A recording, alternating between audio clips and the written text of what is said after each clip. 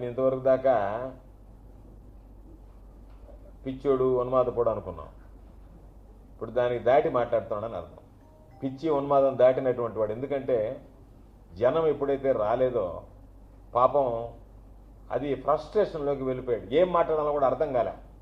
అర్థం కాకుండా పిచ్చి పిచ్చిగా ఎచ్చి పిచ్చిగా ఒక స్థాయికి తగ్గట్టుగా ప్రవర్తించకుండా, అంటే నిన్న ఒక సందేశం ఇచ్చి వెళ్ళాడు, నేను పిచ్చోడిని, నాకు మీరు ఓట్లే బాకండి, నన్ను నమ్మి మీరు నడవబాకండి అని చెప్పి. అది దాని సందేశం. ఆయన మాటల యొక్క అర్థం ఏంటంటే, నేను నాయకుడిని కాదు, నేను పిచ్చోడిని, కాబట్టి ఇటువంటి పిచ్చోడిని నమ్మి మీరు ఎవరైనా ఓట్లు వేస్తారో వేయబాకండి అనేటువంటి ఆ సందేశాన్ని ఇవ్వడానికి వచ్చినట్టుకున్నాడు చంద్రబాబు నాయుడు. పాపం ఆయన ఏదో ఓట్లు ఈయనకి ట్రాన్స్ఫర్ చేయిస్తాడని అక్కడ గోదావరి జిల్లాలో సమావేశం పెడితే, మీరు నన్ను నమ్మి ఇతనికి ఓట్లు వేయబడలేదు అనేటువంటి ఆ సందేశం ఇవ్వడానికి వచ్చినట్టుగా పిచ్చి పిచ్చిగా మాట్లాడిపోయాడు తప్ప, అతను మాట్లాడేటువంటి మాటలు, స్థాయి లేనటువంటి వ్యక్తులు మాట్లాడేటువంటి మాటలు అసలు పట్టించుకోవాల్సినటువంటి అవసరం లేదు.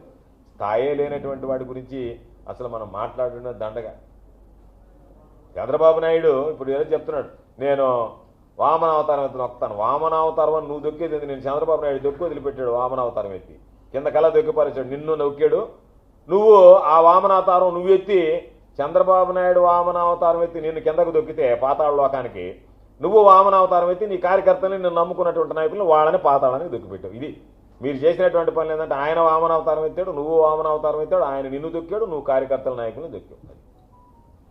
ఇద్దరు వామనావతారాలు. అది